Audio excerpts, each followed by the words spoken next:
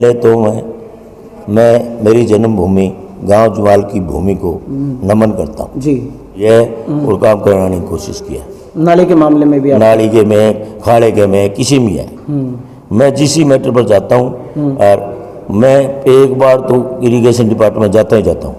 एक आपके बारे में गांव में एक झूठ चल रही है, सच्चाई नहीं, एक झूठ चल रही है, मैं अपनी तरफ से कहता हूं। कहते हैं राममूर्ति बेनीवाल इलेक्शन लड़ने से 6 महीने पहले सामने का जो कैंडिडेट अगर कोई मैदान में आता है उसके साथ अपने 10 से 15 लोगों की गोटियां फिट कर देता है। इस मामले में आपके क्या है?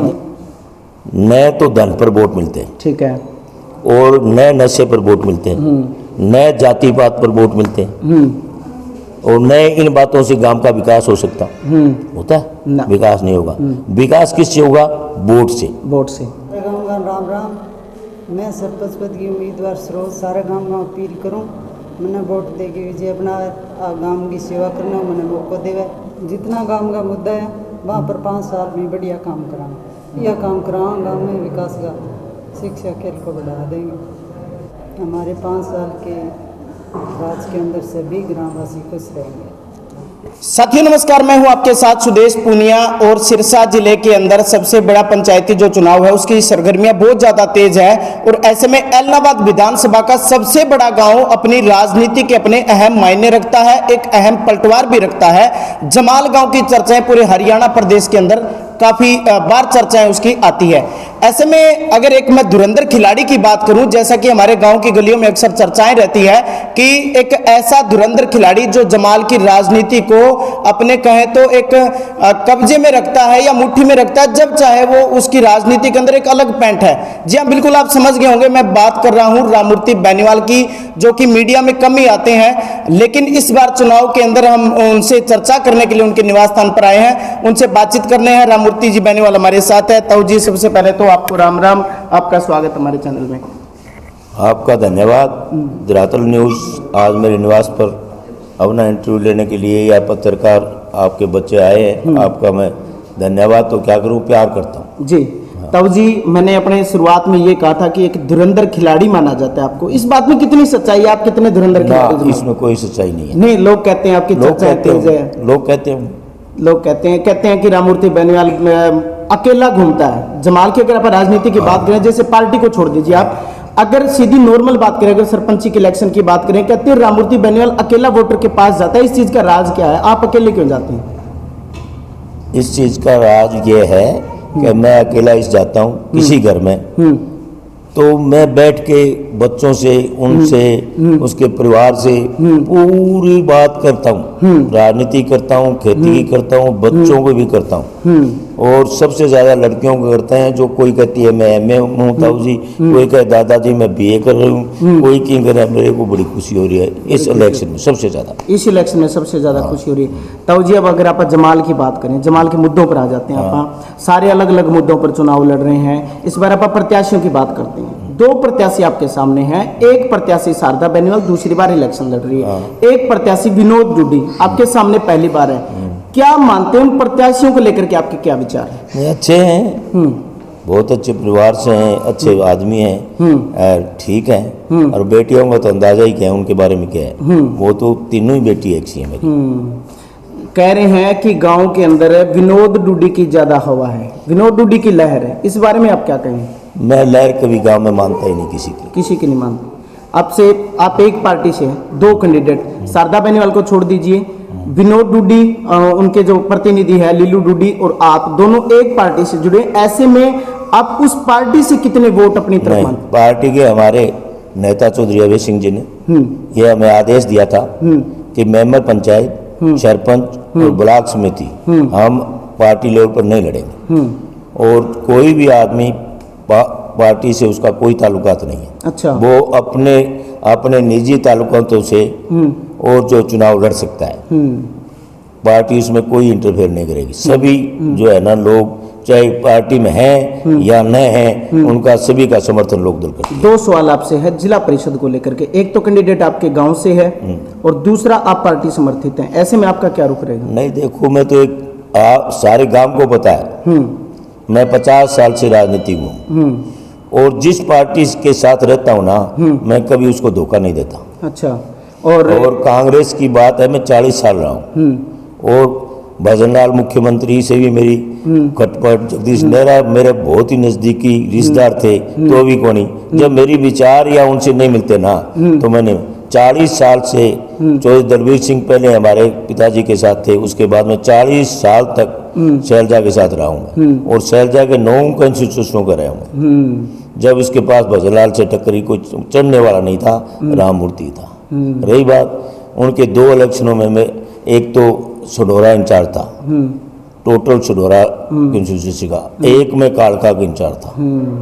दोनों मैंने बड़ी बेखूबी से निभाए, और बहन जी ने ये साबित भी दिया कि इससे अच्छा वर्कर कोई नहीं हो सकता। एक सवाल आपसे नंदलाल बेनीवाल को लेकर के और है, वो इस बार सरपंच का चुनाव नहीं लड़ रहे, जिला परिषद का लड़ रहे हैं। ऐसे में लोगों की ये चर्चाएं हैं गांव की गलियों में भी, नंदलाल बेनीवाल के पास आज भी काफी वोट है, और ऐसे में उनका अभी तक कोई इशारा नहीं है, वो बिल्कुल न्यूट्रल है। आपको क्या लगता है उनकी राजनीति किस? मैं ऐसा नहीं कहता भी वो कहाँ इशारा करेगा और किसको वोट दिलाएगा, मुझे पता नहीं। मैं तो वो ये कहता है कि मेरी तरफ से कोई सरपंची को किसी को दे, ब्लॉक का किसी को दे, और मेंबर का किसी दे, मुझे तो जिला परिषद का वोट चाहिए।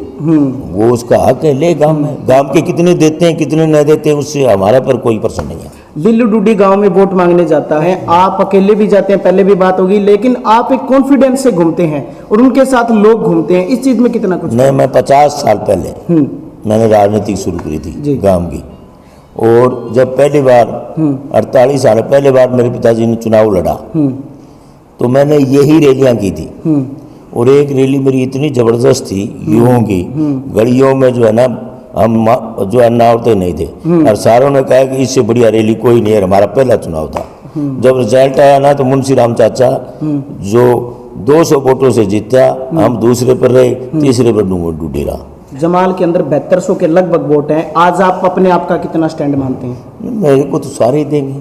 अच्छा, सारे के सारे सारा काम देगा। क्या एजेंडे क्या रहेंगे आप लोगों के? हाँ, ये है मैटर। किस एजेंडे पर आप लोगों से वोट मांगते हैं? देखो, सबसे पहले तो मैं मेरी जन्मभूमि गांव जुवाल की भूमि को नमन करता हूँ जी। उसके बाद में आप जो बच्चे आए हो, आपका भी धन्यवाद करता हूँ।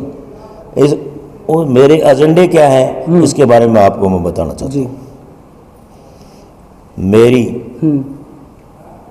बेटी सरोज सरपंच के पद के लिए चुनाव लड़ रही है जी, और उसके बारे में भी 2 शब्द बोल रहा हूँ कि इससे अच्छी कोई मतलब गृहस्थी आज के ज़माने में संभालने वाली इसकी उम्र की शायद ही मेरे मन में तो है नहीं कि है। बच्चों को संभालती है, पढ़ाती है। एक बेटी, मेरे 4 सलाहकार हैं, राधा रुक्मन और राम लखनिया खड़े। अच्छा, ये जो मेरा पार लोग कहते हैं ना, दाद चाचो रोज कहे कि तू तेरे पारे ने थोड़ा ठंडो रखे कर और गोली गाड़ी ले लेकर, तो ये जब दिन में रात में उठे नहीं जाए, मैंने विटामिन देते हैं कि थोड़ा बोले कर दादा कि ठीक बोलो कि वो बोलो। अच्छा। तो ये मेरी विटामिन है। अच्छा। हाँ। तो फिर एजेंडे क्या रहेंगे जो आप लोगों के सामने रखते हैं? हाँ, मुद्दों को लेकर चुनाव ये बात है। देखो, सबसे पहला मुद्दा मेरा है नशा। और नशे से मैं आपको ये बता देता हूँ कि नशा 50 साल से लगातार नशा विरोधियों में मैंने कभी नहीं पिया। सबसे पहला एजेंडा आपका नशे को लेकर। नशे का जो युवा आ गए किसी कारणवश से, मान लो चाहे वो रास्ता भटक गए या और हो गए, उनको फिर आप कैसे, अगर आपकी सरकार बनती है, क्या रहेगा पहली प्राथमिकता में? कैसे? देखो, नशा कभी सरकार से नहीं छूटता। नहीं छूटता। नशा घर के परिवार के सदस्यों से छूटता है। पिछले 50 साल से लगा हूँ। अब नशे की बात करता हूँ कि नशा जो चीज है वो गांव में है ही नहीं इतनी एक्चुअल तो। अच्छा, ये गांव की बदनामी है एक तरफ से। लोग मुद्दों पर तो लड़ रहे हैं। हाँ, ये कैसे जमाल है, जमाल नहीं है। मैं घर घर जाके देखा हूँ, इतनी शिक्षित बच्चे हैं, पोते और पोती, बेटे और बेटियां, आप अंदाजा ही नहीं लगा सकते। कोई भी राजस्थान की लिस्ट निकलेगी तो जमाल का नाम जरूर आएगा। कोई हरियाणा की किसी नौकरी की लिस्ट निकलेगी तो जमाल का नाम जरूर आएगा। बच्चे 80% है, 90%। मेरे मुताबिक जो नशे की चपेट में है ज़्यादा में, तो ज़्यादा से ज़्यादा 100 से कम ही रहेंगे, ज़्यादा नहीं है। तब जी एक लास्ट सवाल है, गांव में वोटर अलग अलग धड़ों में बंटे हुए हैं। मान लीजिए आपके साथ भी अच्छे लोग हैं, 2 पार्टियों के साथ और भी लोग हैं, जो वोटर जमाल के देख रहे हैं, उनके लिए आप क्या अपील करना चाहेंगे? वो लोग आपको क्यों वोट दे? जो नहीं दे रहे हैं वो अगर मन बनाते हैं तो क्या मन क्यों बनाए, क्यों आपको वोट दें? मैं गांव जमाल में क्या करना चाहता हूं, आपने पहले ही पूछा था आप वोट किस लिए मांग रहे हो और आप क्या करोगे। पंचायत लेवल की जो बातें होती है ना, उसमें कुछ नहीं, पंचायत लेवल की बातों में दम नहीं होता कुछ भी। भी सरपंच कुछ कर दे, सरपंच में कुछ नहीं मैंने देखा है। सरकार जब आएगी और सरकार चाहेगी, सरकार की नज़दीकियाँ आएंगी तो गांव में अच्छे काम होंगे। जी।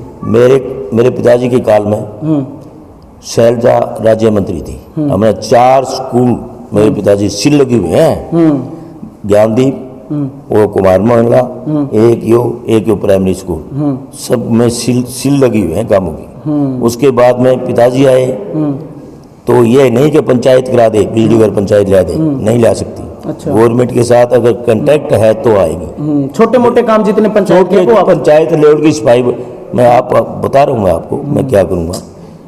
4 मुख्य मुद्दे हैं मेरे, नशा आपने बता दिया। दूसरा मुद्दा है मेरा गांव में आमदनी के जरिए को बढ़ाना और शिक्षा को बढ़ाना, ये साथ एक ही है। आमदनी जब भी नहीं बढ़ेगी कि गांव की या गांव के लोगों की तो खुशहाली नहीं आ सकती। और आमदनी बढ़ने का साधन 2 हैं, एक तो सिंचाई पानी, दूसरी पढ़ाई जो बच्चे लगे। एक तो खेती से हो और एक बच्चे लेके ले आए तो गांव की आमदनी बढ़ेगी, गांव के लोग खुशहाल होंगे। ये मेरा मुद्दा है। और सिंचाई के बारे में ये मैं कह सकता हूँ कि मैंने जब भी ये नाली आई है या नहरें आई हैं, जितना मैंने परिश्रम किया है मैं उस पर मतलब वो करता हूँ, फख्र करता हूँ कि मैंने सिंचाई विभाग में सबसे ज़्यादा इंटरेस्ट लिया है और काम कराने की कोशिश किया है। नाली के मामले में भी नाली के में, खाड़े के में, किसी में है। मैं जिस मैटर पर जाता हूँ और मैं एक बार तो इरिगेशन डिपार्टमेंट जाता ही जाता हूँ। एक आपके बारे में गांव में एक झूठ चल रही है, सच्चाई नहीं, एक झूठ चल रही है, मैं अपनी तरफ से कहते हैं राममूर्ति बेनीवाल इलेक्शन लड़ने से 6 महीने पहले सामने का जो कैंडिडेट अगर कोई मैदान में आता है उसके साथ अपने 10 से 15 लोगों की गोटियां फिट कर देता है। इस मामले में आपके क्या 10-15 मतलब ऐसे बंदे छोड़ देता है, वो उनके साथ लग जाते हैं, फिर उनके सारे इंटरफेयर इधर राममूर्ति। ऐसा कुछ नहीं होता, ये बहम है, बिल्कुल ये झूठ नहीं, बहम है। अच्छा, लोगों में चल रही है झूठ है। मैंने कहा भी मैं झूठ चल रही है, ऐसे पूछना जरूर। ये मैं आपको कहता हूँ बहम है। अच्छा, हर एक के पास होता है। अच्छा, ये कोई मुद्दा एक के पास नहीं होता। मैं 4 भेज दूं, वो 2 मेरे को नहीं भेजा है, 6 बैंक नहीं भेजा है, तो ये तो चुनाव के प्रचार का नमूना है। जी। आप ये कह रहे हो कि जादू थोड़ा ही है कि मैं किसी को पटा लूंगा या फिरकी लगा दूंगा। मेरी बातों पर अगर वो विश्वास करेगा तो वोट देगा। चलिए अब मैं बताऊं क्या है। नए तो धन पर वोट मिलते हैं, ठीक है, और नए नशे पर वोट मिलते हैं, नए जाति पात पर वोट मिलते हैं, और नए इन बातों से गांव का विकास हो सकता होता है? विकास नहीं होगा। विकास किससे होगा? वोट से। वोट जो जाएगा किसी अच्छे काम करने वाले आदमी के पास जाएगा, लोगों को पता है कि इन तीनों कैंडिडेटों में कौन तुम्हारा काम करा सकता है, कौन काम के बारे में सोच सकता है, किसका एक्सपीरियंस ज़्यादा है, वोट उसी को मिले। जी, शुक्रिया ताऊ जी। तो ये हमारे साथ राममूर्ति बेनीवाल थे, काफ़ी मुद्दों को लेकर के इनके साथ गर्मा गर्म काफ़ी सवाल रहे, अच्छा इन्होंने जवाब दिया। अब इनके लिए शुभकामनाएं देते हैं और ऐसी खबरों के लिए हमारे साथ बने रहिएगा। कैमरा सहयोगी नरेंद्र कुमार के साथ सुदेश पुनिया।